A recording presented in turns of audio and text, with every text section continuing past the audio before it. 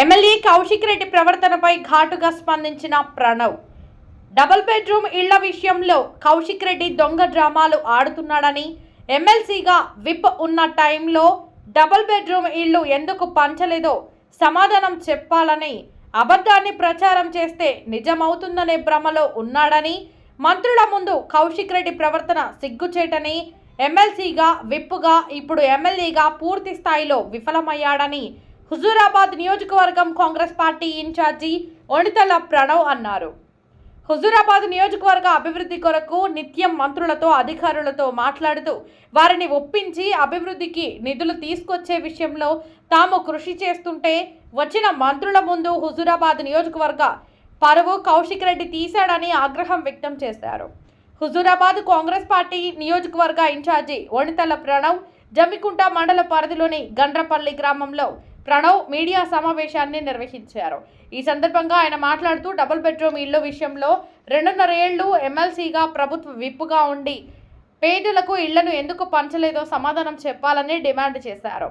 నిజాలు మాట్లాడడం ఇష్టం లేని కౌశిక్ రెడ్డి అబద్ధాలను ప్రచారం చేస్తే చూస్తూ ఊరుకోబోమని, 2017లో డబుల్ బెడ్రూమ్ ఇళ్లు సగం కట్టి వదిలేస్తే కాంగ్రెస్ ప్రభుత్వం అధికారంలోకి వచ్చిన తర్వాత మంత్రులు ఇన్ఛార్జ్ మంత్రుల సహకారంతో నిధులు మంజూరు చేయించి ఇప్పుడు గృహ ప్రవేశాలకు వెళుతుంటే కౌశిక్ రెడ్డి ఓర్వలేకపోతున్నాడని, కౌశిక్ రెడ్డి ఎమ్మెల్సీగా విప్పుగా అధికారంలో ఉండి కూడా చేయలేకపోయాడని, తాము చేస్తుంటే ప్రజలకు పంచకుండా అడ్డుపడడం ప్రజలు గమనించాలని కోరారు.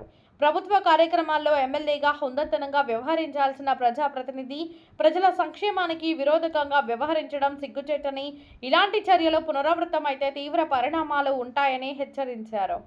రానున్న రోజుల్లో ఇప్పుడు పంపిణీ చేసిన డబుల్ ఇళ్లతో పాటు జమ్మికుంట, హుజూరాబాద్, బుజునూర్ గ్రామంలో కట్టిన ఇళ్లకు నిధులు కేటాయించి అర్హులైన లబ్ధిదారులకు మంజూరు చేస్తామని అన్నారు.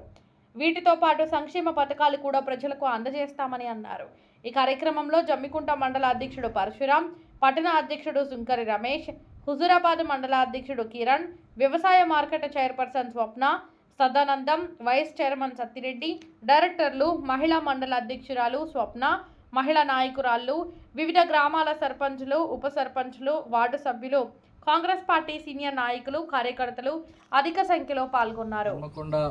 నుంచి రాజేంద్ర రెడ్డి గారు ఎమ్మెల్యే, మా వెంకటరామరెడ్డి గారు మరి కార్యక్రమానికి విచ్చేస్తే కౌశిక్ రెడ్డి కేసీఆర్ కట్టిన ఇల్లులు, కేసీఆర్ మేమే మొత్తం కట్టినాం అని అక్కడ ఒక మంత్రి మాట్లాడుతుంటే అసభ్యంగా చిల్లర వేషాలు వేసుకుంటూ మంత్రి పైన అరుచుడు, మంత్రి మాట్లాడుతుండ అసలు కనీసం ఇంగిత జ్ఞానం లేకుండా, సంస్కారం లేకుండా మంత్రిని అడ్డుకునే కార్యక్రమం చేశారు కౌశిక్ రెడ్డి వారితో పాటు వాళ్ళ టీఆర్ఎస్ నాయకులు. నేను ఒక్కటే సూటిగా అడుగుతున్నా కౌశిక్ రెడ్డిని, మరి మీ కేసీఆరే మొత్తం కట్టించి రెడీ పెడితే లబ్ధిదారులకు ఎందుకు ఇయ్యలేదు అని నేను అడుగుతున్నా. ఎవరు ఆపినరు మీకు లబ్ధిదారులకు ఇవ్వకుండా? ఆ కమలాపూరు, మరిపెల్లిగూడెం, గూడూరు గ్రామంలో ఏవైతే 402 ఇల్లులు ఉన్నాయో మరి మీ కేసీఆర్ కట్టి ఉండుంటే, రెడీ అయి ఉండుంటే ఎందుకు ఇయ్యలేకపోయినరు అని నేను అడుగుతున్నా. సమాధానం చెప్పు కౌశిక్ రెడ్డి. బుద్ధుందా నీకు? అసలు నువ్వు పని చేయవు, పని చేయనియవు. మేము మంత్రులను పిలిచి బ్రహ్మాండంగా లబ్ధిదారులకు, ముఖ్యంగా మహిళలందరికీ పిలిచి పట్టా కార్యక్రమం పెడితే సంబంధం లేకుండా రాజకీయం మాట్లాడతావు. అసలు ఈ ఉద్దేశం ఏందని నేను అడుగుతున్నా. వాస్తవం కాదది ప్రజలకు తెలియదా? ఈటెల రాజేందర్ మంత్రి ఉన్నప్పుడు కట్టిన, స్టార్ట్ చేసిన కన్స్ట్రక్షన్ ఇల్లులు, దాన్ని సగం ఉంటే సగం సగం కట్టి దాని లోపల ఇంకెటువంటి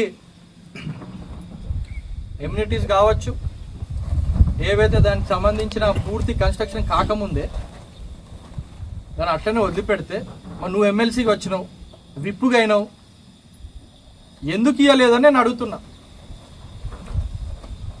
మేము మళ్ళా దాన్ని మంచిగా చేసి ఇస్తే నువ్వు ప్రోటోకాల్ ఉన్నావు కదా, ఎమ్మెల్యే మంచిగా హుందాగా ఉండి మరి మేము చేసిన ఎంపిక నువ్వు కూడా పంచే కార్యక్రమాలు ఉన్నప్పుడు మరి నువ్వు అతిథులుగా ఇద్దరు మంత్రులు వచ్చి ఎమ్మెల్యేలు వచ్చినప్పుడు మరి కొంచెమైనా బుద్ధి ఉండాలి కదా నీకు.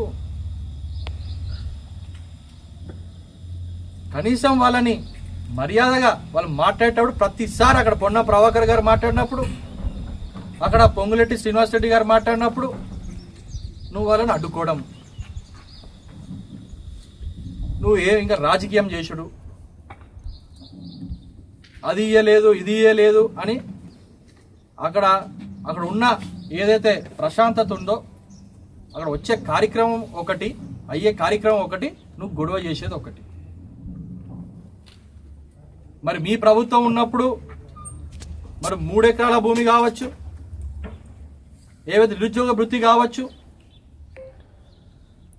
లేకపోతే డబుల్ బెడ్ ఇల్లులు కావచ్చు, ఏ ఒక్కటైనా రేషన్ కార్డులు కావచ్చు, కేజీ టు పీజీ విద్య కావచ్చు, ఏ ఒక్కటైనా హుజురాబాద్ నియోజకవర్గంలో కావచ్చు, తెలంగాణ రాష్ట్రంలో కావచ్చు చేసిండ్రా మీ కేసీఆర్ మీ టీఆర్ఎస్ ప్రభుత్వాన్ని అడుగుతున్నా, ఛాలెంజ్ చేస్తున్నా.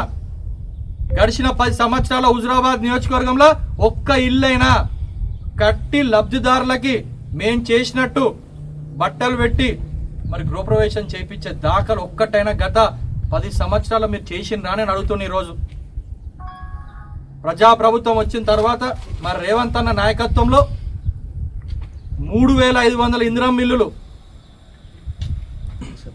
ఫస్ట్ ఫేజ్లో ఇచ్చి రెండో ఫేజ్లో 2000 ఇల్లులు ఇప్పుడు శాంక్షన్ చేయబోతున్నాం.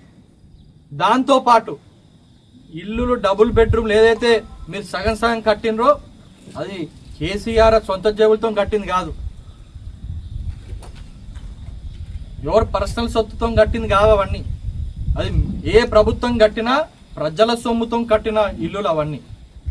సో ఖచ్చితంగా మా ప్రజాప్రభుత్వం వచ్చినప్పుడు ప్రజాధనం అక్కడ వేస్ట్ అవుతుంటే ఇక్కడున్న మా కాంగ్రెస్ పార్టీ నాయకులు కావచ్చు, మేము కావచ్చు, మరమ్మతులకి ఇంకొంచెం డబ్బులు మా కాంగ్రెస్ ప్రభుత్వం నుంచి ఇప్పించి మరి గుంట భూమి లేని వారికి, ఎందుకంటే ఇందిరమ్మ ఇల్లు కట్టుకోకుండా, ఎందుకంటే వాళ్ళకి ఇల్లు స్థలం కూడా లేని వాళ్ళకి ఎంపిక చేసి మరి ఆ ఇల్లులు ఇస్తే వాళ్ళ సొంతింటి కళ నెరవేరుతుంది. దశాబ్దాలుగా ఇల్లు లేని ఏత కుటుంబాలు ఉంటాయో, హ్యాండిక్యాప్డ్ కావచ్చు, ఒంటరి మహిళలు కావచ్చు, వితంతువులు కావచ్చు,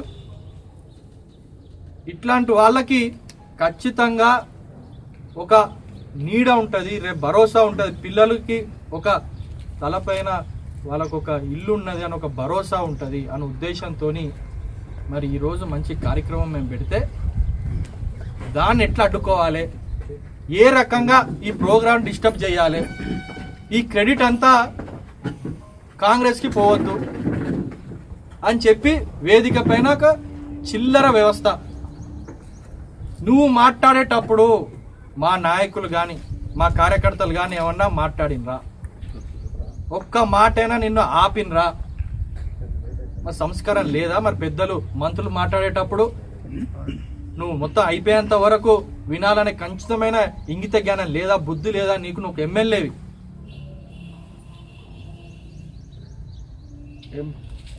అతిథులను ఎప్పుడైనా మంత్రులను పక్క నియోజకవర్గాల నుంచి ఎమ్మెల్యేలను మనం పిలుచుకుంటే గౌరవించాలి. అది ఏ పార్టీ అయినా కావచ్చు, నువ్వు గౌరవించాలి. వాళ్ళని ఎటువంటి ఇబ్బందులు లేకుండా మర్యాద చేసి పంపే ఒక ఏదైతే కార్యక్రమం ఉంటుందో, ఒక అలవాటు, ఒక కల్చర్ ఉందో, అది ఏ పార్టీలైనా కొంచెం బుద్ధున్నోడు దిమాకున్నోడా చేస్తాడు. నీకు ఏది లేదు, ఎంతసేపు మళ్ళా రీల్స్ పెట్టాలి, మంత్రులను అడ్డుకున్నట్టు ఏదో షో పుట్టపు చేయాలి. అంతేగాని అక్కడ మహిళలు సంతోషంతో పట్టాలు ఇస్తున్నారు కాంగ్రెస్ ప్రభుత్వం. ఈ కార్యక్రమంలో సంతోషంగా కుటుంబాలతో వచ్చిన వాళ్ళకి ఎంత ఇబ్బంది అయిందో ఒక్కసారి ఆలోచించినావా అని అడుగుతున్నా నేను. మరి నువ్వు ఎందుకో మీ ప్రభుత్వం ఉన్నప్పుడు ఇలా సమాధానం చెప్పుదాన్ని.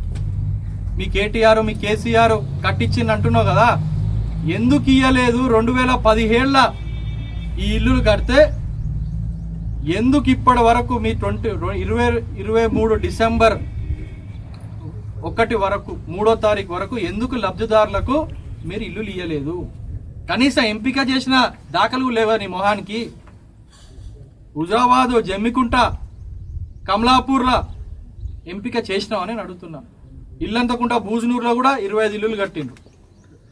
వీణవంక కోరికల్లో కూడా దాదాపు 18 ఇల్లులు ఉన్నాయి. ఇవన్నీ కాంగ్రెస్ పార్టీ మేము వచ్చిన తర్వాత ఓడిపోయినా ఇక్కడ ఇన్ఛార్జ్గా ఉండుకుంటూ ప్రజలకు ఇందిరా మిల్లుతో పాటు మరి ప్రజాధనం వేస్ట్ కాకుండా దాన్ని కొంచెం డబ్బులు పెట్టి మరమ్మతులు చేపించి దాంట్లోని అర్హులు ఉన్న వాళ్ళని పంపాలన్న ఒక ఉద్దేశంతో మేము కార్యక్రమాలు చేస్తుంటే నీకు ఓర్వలేనితనం, నీకు అహం అడ్డొస్తుంది. ఓటమిని జీర్ణించుకోలేకపోతున్నారు నువ్వు, మీ బాసు, మీ పెద్ద బాసులు అందరూ. కౌశిక్ రెడ్డి ఇప్పటికి కూడా చెప్తున్నా, ఇట్లాంటి పిచ్చి పిచ్చి కార్యక్రమాలు చేస్తే చూసినావా? నేను ఎట్లా భయపడ్డావా? నువ్వు ఊర్లో తిరగనీయం.